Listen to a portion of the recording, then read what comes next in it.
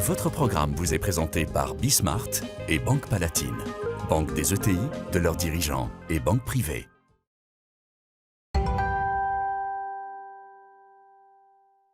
On repart, les amis.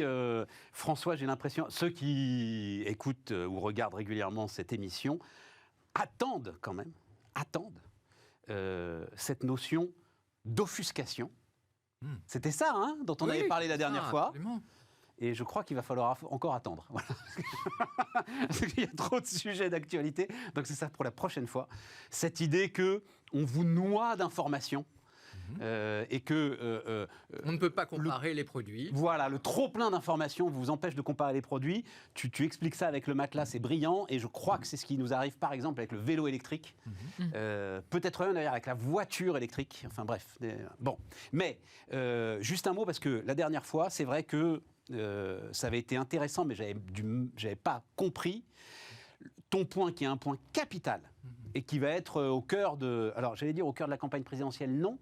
Parce qu'en fait, je vais le dire avec un peu de brutalité, tout le monde nous ment sur ce sujet. C'est-à-dire, tout le monde est d'accord pour dire « Mon Dieu, il faut modifier les règles du marché en Europe », en tout cas en France, tout le monde est d'accord, parce que ces règles de marché ne nous protègent pas face à la hausse des prix de l'électricité. Et tu as écrit récemment une tribune dans Les Échos, qui celle-là est très claire, où on comprend très clairement le triplement du prix de gros du kilowattheure en décembre d'une année sur l'autre n'a augmenté la facture des Français que de 13%. Voilà. Les chiffres est là. Et même si, et tu le dis d'ailleurs, même si ces 13% peuvent représenter un coût important pour un ménage, ça n'est que 13%. Et pas le triplement. Et pas le triplement. Exactement. Et pas 300%. Je le dis très rapidement pourquoi. Parce que dans cette facture, seul 39% de la facture correspond à de l'énergie. Déjà, c'est le premier point. Que sur ces 39%, il y a une partie de tarif bleu, de tarif réglementé, qui lui est bel et bien lié au nucléaire et au coût estimé de l'énergie nucléaire à travers la fameuse ou pas trop fameuse ARENH. Et que donc, c'est bien cette mécanique, ça va, j'ai résumé correctement le truc. Voilà, c'est-à-dire qu'il y a une réglementation à la fois sur le tarif de détail, donc le tarif bleu, qui protège, puisque c'est un prix administré. Absolument. Voilà, qui protège les consommateurs. Première réglementation. Il y a mais surtout, tu insistes, attends, qui protège, mais surtout parce que le maire dit on ne profite pas des coûts réduits de notre nucléaire. Mais le tarif bleu, c'est le nucléaire. Le tarif de détail protège parce qu'il protège de la volatilité d'une année, d'un mois sur l'autre, sur les marchés de gros de l'électricité. Et deux, il y a un autre tarif réglementé qui s'appelle l'ARENH, voilà, l'accès régulé à l'électricité nucléaire historique. Et là, dans ce tarif, et donc c'est un prix de gros de l'électricité nucléaire. C'est un prix de gros auquel que doit satisfaire EDF lorsqu'il vend à des fournisseurs. Et bien, dans ce tarif de détail, dans le tarif bleu, il y a une partie qui est composée par ce tarif administré de gros, et donc en fonction des coûts du nucléaire, et pas des prix. D'accord, de marché. Donc, la réglementation, à la fois d'un prix de la réglementation ARENH et la réglementation de détail, protège considérablement les ménages français de la fluctuation sur les prix de gros.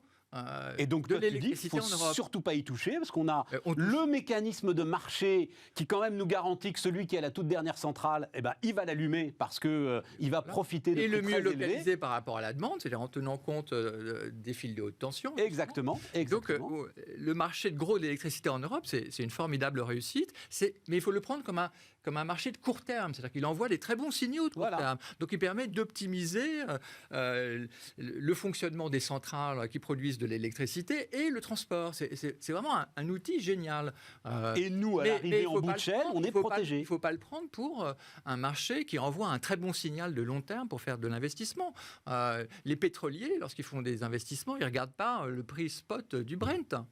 Eh bien, si on veut faire des investissements dans l'électricité, c'est la même chose. Le marché donne le coût marginal, donc c'est pas ça qu'il faut regarder pour réaliser ces investissements. Donc c'est un très mauvais signal de long terme, mais il n'est pas fait ce marché pour envoyer des signaux de long terme.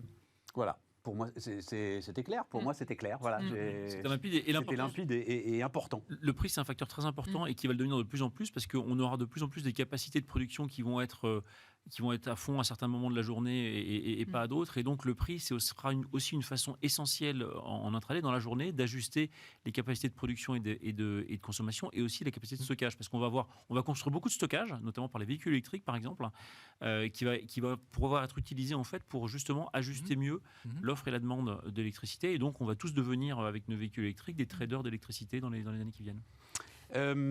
Tu voulais rajouter quelque chose là-dessus? Je disais également avec le télétravail, c'est vrai que ce serait assez intéressant de voir comme aussi les présences par les particuliers va pas mal changer.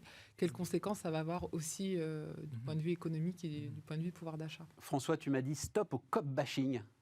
Oui, parce que j'étais ahuri. Là, le spectre est large. Greta Thunberg a fait une déclaration en disant il faut arrêter avec les COP, c'est que du blabla. D'accord ? Et disant ces gens au pouvoir... eh bien, ils ne représentent pas le peuple. Donc, il y a une espèce comme ça de sortie populiste, enfin de sens du populisme de Greta Thunberg, disant c'est nul, ça n'apporte rien, c'est que de la représentation, c'est que des relations publiques. Donc, Greta Thunberg est avec une vision tout à fait archaïque du Nord, opposant le Nord et le Sud. Ok. Donc, elle est radicale, donc elle est contre la COP. Okay. Mais ce que je trouve étonnant, c'est Jean-Marc Daniel dans Les Échos, donc un économiste qui dit les COP c'est l'inanimité, ça sert à rien, il faut arrêter avec ça. C'est-à-dire, dans le spectre, on a une espèce de voilà, il y a la COP 26 qui n'est pas terminée. De Jean-Marc Daniel à Greta Thunberg, effectivement, voilà, qui fait large. Voilà, donc on a un éventail très très large où le commentaire principal n'est pas du tout de chercher. C'est de dire ça sert à rien. C'est de dire ça sert à rien. Mais je t'interroge parce que c'est aussi un peu mon point de vue. Je pense que ça sert à rien, donc j'attends que. La première chose à voir, c'est que les COP, ce qui est important, c'est ce qui se passe entre deux COP. C'est pas ce qui se passe à la COP. D'accord ? C'est-à-dire qu'il y a des Sherpas, il y a des experts, il y a des négociateurs, il y a des discussions pendant 1 an, parce que c'est tous les ans, donc là, il n'y a pas eu de COP parce qu'il y a eu le Covid. Et eux font le boulot de où est-ce qu'on peut aller. J'ai parlé avec les Indiens, le Sherpa de Modi, et en fait, peut-être que l'Inde ira loin. Voilà, ça, c'est le boulot. D'accord ? Et puis, et ce qui est important, c'est de voir ce boulot-là, comment il est fait, comment des choses peuvent être obtenues, comment il y a des consensus, comment il y a des compromis. Et la COP, c'est la vitrine. Et tout d'un coup, évidemment, arrivent les chefs d'État, et des fois les chefs d'État font progresser, c'est-à-dire qu'ils vont plus loin que ce que préconisait leur Sherpa et ce qui sort des discussions entre deux COP. Et c'est un peu un enjeu, là, de la COP. Mais voilà, il ne faut pas attendre. Mais François, quand tu as... Alors, je suis d'accord avec toi sur le truc totalement dérisoire de compter les jets qui atterrissent à Glasgow. Enfin, je trouve ça ridicule, ils le font à chaque fois. Mais on pourrait compter le quand tu as... Oui, voilà, c'est ça. Il y a eu 30 000 à Glasgow, donc c'est un succès. Mais quand tu as au même moment... la Chine qui annonce qu'elle va extraire 1 million de tonnes de charbon supplémentaires par jour. Mais quoi, ok. Attends, Stéphane, tu n'es pas naïf. Tu sais qu'il y a un truc qui s'appelle le rapport de force. Tu sais qu'il y a un truc qui s'appelle la souveraineté des États. Tu sais qu'il y a un truc qui est quand même impossible, c'est d'obtenir de la coopération crédible entre les États souverains. Que effectivement la Chine et l'Inde, donc la Chine c'est 50% de la consommation de charbon dans le monde. L'Inde ça doit être 12% parce que les Indiens ils consomment très peu d'énergie, donc voilà, même si c'est surtout du charbon. Et donc voilà, est-ce que les États-Unis sont capables de dire à la Chine non, arrêtez le charbon? Voilà, donc il faut pas avoir une vision, il faut avoir une vision de réel politique de ce qu'est la diplomatie et les accords de coopération entre les États. Bien sûr qu'il y a un intérêt commun à terme de toute la planète, mais on a des États souverains qui ont leurs problématiques, etc. Donc, il ne faut pas avoir une vision irénique de ce que peut faire la coopération internationale en matière de réchauffement climatique. Non, mais plus que ça, je pense que c'est pas... Tout le monde a conscience qu'on le voit sur tous les sujets, que ce soit la fiscalité, le réchauffement, tous les grands sujets comme ça. Bien sûr qu'on ne s'attend pas à avoir des réponses du jour au lendemain. Mais je pense que ce qui choque et ce qui peut choquer, c'est vraiment l'aspect temps. C'est-à-dire que tous les rapports disent attention, les 10 prochaines années, vous allez vraiment avoir une très forte aggravation des conséquences, avec même les banques centrales qui commencent à dire attention, il peut y avoir des impacts sur la stabilité des prix. Donc vraiment des choses qui deviennent vraiment très systémiques, très macro, et tous les secteurs sont impactés. Donc là, c'est pas la diplomatie, etc. Ce sont vraiment les faits. Et en effet, ces réunions où on se dit, même si en effet toute l'année il y a des discussions diplomatiques, on en est là. Et c'est vrai qu'on peut le mettre aussi au regard d'autres aspects, comme par exemple la fiscalité, où ça fait 10-15 ans qu'on essayait au sein de l'OCDE d'avoir des c'est à peu discussions, près et tout 15 d'un ans, coup, c'est vrai qu'il y a un pays qui bouge, Voilà. et là, attention, en quelques Voilà. semaines... Alors, Non, il n'y a pas un pays qui bouge, il y a Ah. l'Amérique. Oui, mais- Sur non, mais- sur la oui, fiscalité, mais c'est l'Amérique. La Ouais, mais comparaison, je la trouve que la comparaison est- comparaison... la- Non, moi, la me paraît comparaison n'est pas pas raison. mauvaise. Non, parce qu'on ne peut pas si, discuter si, du si. réchauffement climatique. Par contre, Non, on mais- peut discuter ensemble de l'intérêt des impôts, Non, non, d'alourdir la non, mais fiscalité si, si, et de si, tout d'accord, cela. mais quoi, c'est- tu vois, là, voilà. on parlait de l'aspect justement politique, de dire, voilà, en effet, il y a le temps des négociations. On voit que quand vous avez Voilà. un ou deux mastodontes, vous l'avez dit, l'Inde, la Chine, etc., qui Ouais, bougent, sauf il y a sauf un l'accord de impact. Paris. Et là- L'accord de Paris a changé les choses. C'est vrai. Mais Et Non, non, mais pourquoi, là, tu as pourquoi raison. l'accord de Paris a changé les L'accord de choses? Paris, C'est parce oui. que les Sherpas, avant la COP, eh bien, avaient réussi à trouver un deal entre la Chine et les États-Unis. Et même à ce moment-là, rappelez-vous, la France disait, bah oui, on est en dehors des négociations, voilà, c'est les Chinois et les Américains qui se sont mis d'accord. Là, il y a John Kerry, avant la COP, John Kerry, le représentant pour le changement climatique des États-Unis, qui est allé en Chine. D'accord, pour discuter. Et ça, c'est la préparation de la COP, pour essayer d'avoir un deal États-Unis-Chine. Et il ne l'a pas obtenu. D'accord. Donc, à partir du moment où vous n'avez pas de deal États-Unis-Chine, et que la raison. Chine Mmh. est Oui, hors, Non, mais hors jeu. diplomatiquement, c'est tout à fait ça, et c'est ça le problème. Et Oui, je mais- pense que c'est oui. pour ça qu'il y a cette contestation en disant c'est bien d'avoir la voie diplomatique, de discuter, mais attention les résultats. Et moi, ce qui me frappe d'autant plus, c'est qu'on sait ce qui va se passer. On a quand même du quantitatif pour dire quelles sont les catastrophes et qu'est-ce qu'on propose. Par exemple, sur les fameux réfugiés climatiques de 100 millions. Non mais qu'est-ce qu'on Anne-Sophie, ce dit que dit François, Qu'est-ce c'est que tu qu'on peux dit pas mettre Qu'est-ce sur qu'on le dit dos. Non, mais tu ne peux pas mettre sur le dos des États coopératifs et qui sont donc réunis à Glasgow la non-coopération Non, de mais ça, ceux qui là complètement. décident de ne rien faire. Complètement. Voilà. Complètement. À un moment, tu es coincé et c'est vrai, on le constate. On est au contact des entreprises permanents. La COP 21 a été un vrai game changer dans le comportement des entreprises, C'est clair. qui est sans doute Et notamment l'un des grâce à vecteurs l'accord les plus des US, importants. hein. Oui, oui, tout à fait, tu as raison. En fait, moi, sur cette COP26, il y a une chose qui me plaît beaucoup, qui est l'engagement pour le méthane, enfin contre le méthane. Ça, je pense que c'est un vrai progrès, alors qui a été préparé, comme le disait François, par des Sherpas, mais la prise de conscience de l'importance du méthane comme gaz à effet de serre, parce que c'est 42% des impacts à horizon 20 ans. Le méthane, c'est Oui, mais bon. c'est beaucoup plus impactant à court terme en fait, et donc c'est à la fois le plus impactant à court terme et celui sur lequel il y a le plus de levier de réduction à court terme aussi. Donc c'est à la fois l'accélérateur et le frein. Donc ça, je pense que c'est un point important qui est sorti. Et on peut parler de non-coopération ou de coopération, mais en tout cas, tout le monde avance, pas à la même vitesse.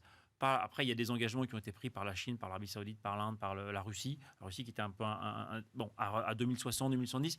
Ça progresse. Évidemment, il y aura pas de. Il faut pas être naïf. Jean-Marc Daniel effectivement dénonçait la COP, mais il disait aussi les vrais leviers. Et ça, je suis assez d'accord avec lui. C'est l'innovation et c'est la fiscalité. Oui. Et l'innovation. Non mais. Non, je vais dire d'un mot, c'est pas le meilleur des articles qu'il a écrit, mon cher. Non, mais Jean-Marc Daniel, voilà. je reprends juste. Je suis. Fine, mais je reprends juste la dimension sur l'innovation. Moi, je crois au changement de la Chine, par exemple, non pas parce qu'elle va décider qu'elle va être demain plus vertueuse, mais parce qu'à un moment donné, le photovoltaïque stocké va être moins cher que le charbon. Et donc, les Chinois sont extrêmement pragmatiques et ils vont dire, et ils commencent à le voir d'ailleurs. Et si vous regardez la politique énergétique de la Chine, il y a eu une inflexion qui a eu lieu en 2020 et qui va, à mon avis, se poursuivre, non pas pour des raisons, enfin, peut-être un peu pour des raisons de responsabilité globale, mais surtout pour des raisons de coût, parce qu'effectivement, ils ont des zones assez sud sur lesquelles la rentabilité pure et simple d'un photovoltaïque stocké est bien meilleure que celle du charbon. Après, à court terme, il y a une tension aujourd'hui sur les matières premières qui fait qu'ils brûlent du charbon comme jamais, mais à moyen terme... C'est impressionnant quand même. C'est impressionnant. 1 million de tonnes par jour, c'est impressionnant. Mais là où je vous rejoins également, c'est sur le fait que l'un des gros drivers de ce changement, c'est les entreprises. Moi, je vois là, on rencontre quasiment tous les jours des dirigeants d'entreprises, il n'y en a pas un qui ne soit pas conscient des enjeux. Yes. Et ce sont les enjeux clients, ce sont les enjeux business. Émission- C'est de la création de valeur pour leurs entreprises. Émission spéciale le 29 novembre là-dessus qu'on fera avec justement les entreprises face au carbone, face au climat. Qu'est-ce qu'on mesure, comment on mesure, à quel label il faut faire confiance, comment est-ce que on onboard, comme ils disent les parties prenantes, le scope 2, le scope 3, comment on avance et tout. Voilà. Mais là, juste C'est- une observation. Rapide, parce que je voudrais Non, qu'on... les gens voient, les États, et 2, le consommateur. Et ils oublient, comme acteurs de la transition, et ils oublient les entreprises. Ouais. À la fois les entreprises polluantes qui doivent s'engager à polluer moins, et les entreprises qui vont faire de l'innovation technologique pour offrir des services de dépollution. Donc les entreprises sont absolument au cœur de la transition énergétique. Et puis, ce n'est pas simplement une affaire entre les consommateurs qui doivent faire des choses de leur côté et les États. Il y a un truc qui s'appelle les entreprises. S'il n'y a pas l'industrie, s'il n'y a pas les entreprises, la transition énergétique, elle ne se fera pas.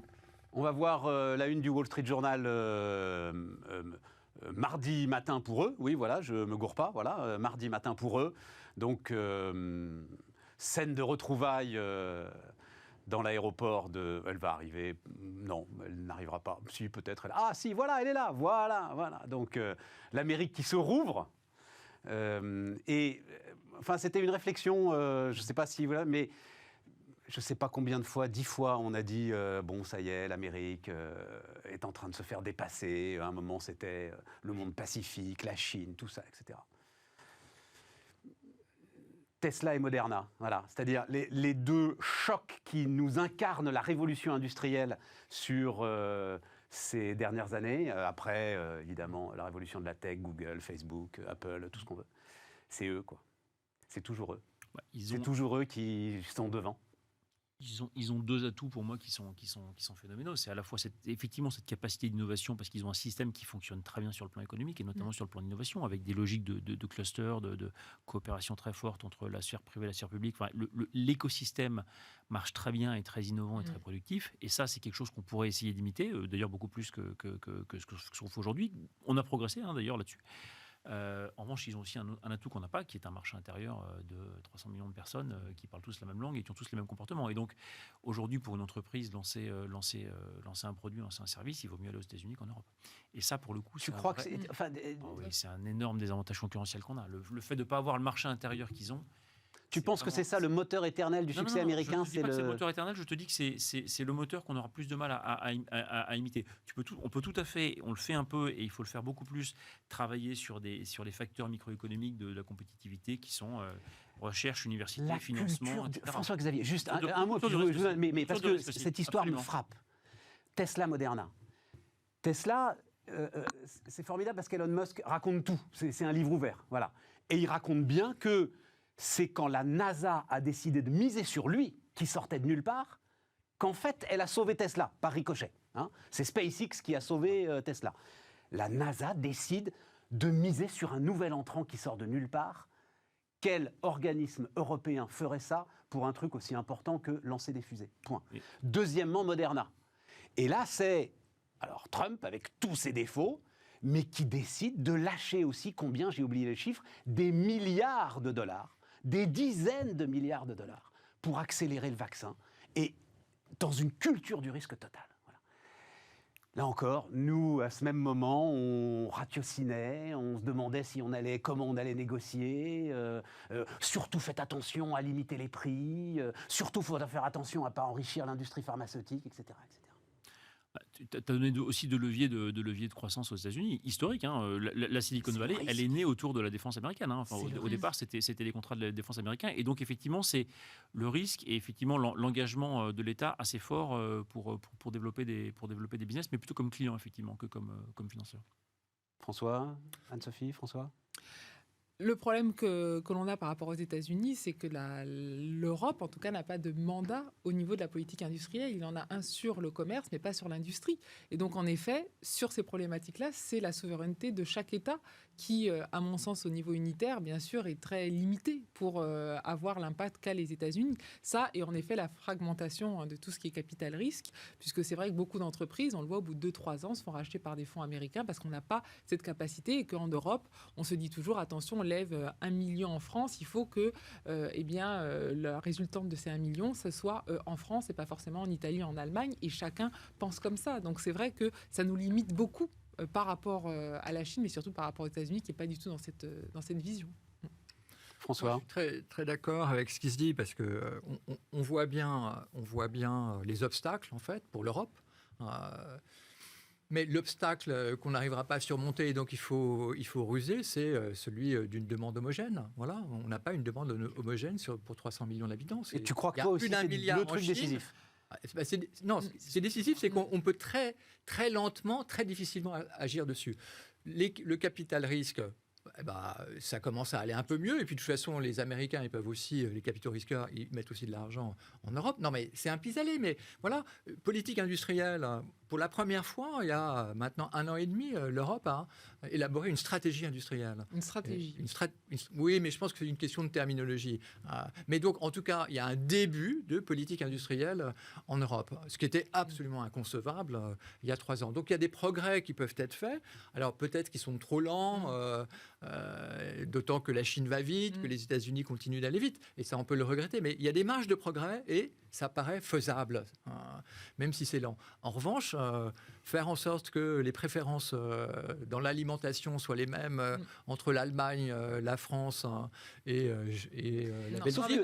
Les deux exemples que je vous donne, c'est pas des exemples de marché de consommation massif. C'est pas, parce que Tesla, c'est 600 000 bagnoles au maximum les ruptures par année. Donc, ce sera pas là-dessus. t'as pas besoin d'un marché de 300 millions de personnes pour amortir le risque que prend cet entrepreneur incroyable. Moderna, t'as pas... Enfin, d'ailleurs, BioNTech a été fait en Allemagne. Donc, excuse-moi, mais les constructeurs d'automobiles européens, tels que je les comprends, ils sont en train de raffiner la différenciation de leur modèle par rapport à leur propre modèle, puis par rapport au modèle de concurrent.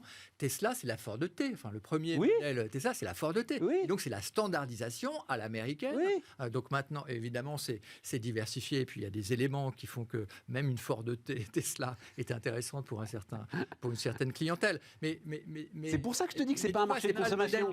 Je veux dire, c'est pas le modèle d'affaires des constructeurs automobiles qui sont soucieux d'une différenciation et du rétroviseur et du pare-choc.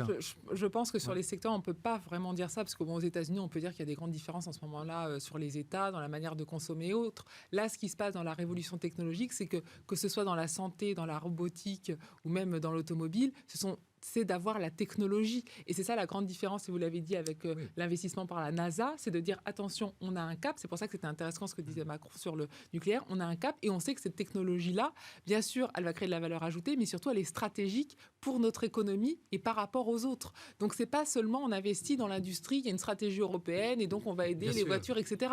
Les États-Unis n'ont pas du tout cette vision, et vous l'avez rappelé sur la NASA. Et c'est ça qui nous manque. C'est-à-dire qu'on veut toujours cloisonner. Chaque pays a sa politique industrielle, mais on essaie de faire ensemble parce qu'on n'a pas assez de capitaux. Mais pourquoi on le fait ensemble? Parce qu'on est limité financièrement. C'est pas l'adhésion à un projet stratégique en disant attention, l'Europe doit avoir une vision par rapport à la Chine et aux États-Unis. C'est par défaut, les autres le font, et donc on se met ensemble pour essayer de protéger notre marché parce qu'il y a de l'emploi derrière. Et c'est ça qui manque et qui est la grande différence, à mon sens, par rapport aux États-Unis. Mais là aussi, c'est un problème structurel. C'est-à-dire qu'on a un sujet de gouvernance que les Américains n'ont pas. Oui. Tout simplement. Je veux dire, c'est un État qu'on le veuille ou non, que nous ne sommes voilà, pas. Il y a effectivement une NASA et un Donald Trump aux États-Unis. Il n'y a pas une NASA ou l'équivalent avec la puissance de feu de décision que tu décris, ou un Donald Trump ou équivalent avec la capacité de déployer. Bon, non mais on va peut-être pas forcément s'en plaindre. On est en train de le fabriquer là. Mais tu as pas l'Europe combien de divisions? C'est toujours la même question. Non, mais je vous entends. Écoute, on a chacun avancé ses arguments. Je suis pas d'accord avec vous. Je crois la symétrie de la fragmentation du marché, c'est aussi la fragmentation de la gouvernance. Je crois que nous sommes endormis. Je crois pas que ce soit un problème de gouvernance. Mais enfin bon, c'est. On peut pas dire endormis quand même. Mais peut-être. Mais ça veut dire que si on veut se réveiller, il y a 27 personnes à convaincre. Non, mais non. Sur l'aéronautique, on a fait des projets. Quand il y a une volonté, rien n'empêchait Renault de faire Tesla. Rien. Voilà. Qu'une forme de conformisme. Mais la même chose pour General Motors. Je veux dire, ça s'appelle la disruption. La disruption, elle ne vient pas en général des entreprises qui sont déjà dans le marché. Et donc, General Motors, Ford, ils étaient aussi incapables que Renault de faire de la Tesla, alors que pourtant, sur le papier... Non, François, ils font la disruption, ça s'appelle Zoé. Ils lancent Zoé zéro émission en 2009-2010. C'est une disruption totale, et d'ailleurs, tout le monde rigole. Donc, ils pouvaient le faire plus massivement, avec plus de risques, avec plus d'enthousiasme, d'invention, d'élan. Voilà. Bon, mais non, mais on va pas... Non, parce que je voulais finir, et surtout l'histoire des... Zoé en américain, ça, c'est impossible. Donc déjà, de toute façon, Tesla. on va vendre des Zoé en France. Tesla. Zoé. Ça se vend.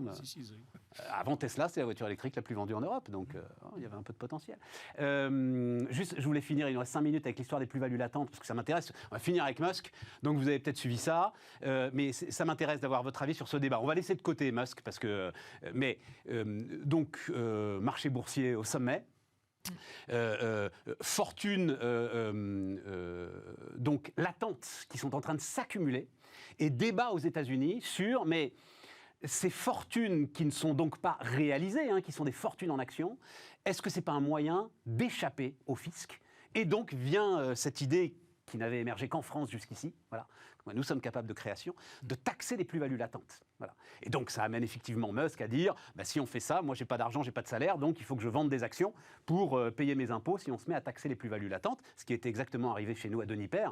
C'est pour ça que Deniper s'en va, c'est parce que Business Object connaît un tel succès. Les plus-values latentes sont taxables en France au moment de l'ISF, et donc il est obligé de partir, parce qu'il n'a pas, lui, il n'a pas le droit de vendre. Il est collé par ses coactionnaires, il n'a pas le droit de vendre. François-Xavier, c'est un débat qui monte, c'est intéressant. Ça va venir dans l'ensemble du grand débat sur le creusement des inégalités. Donc je voulais avoir un peu votre avis là-dessus.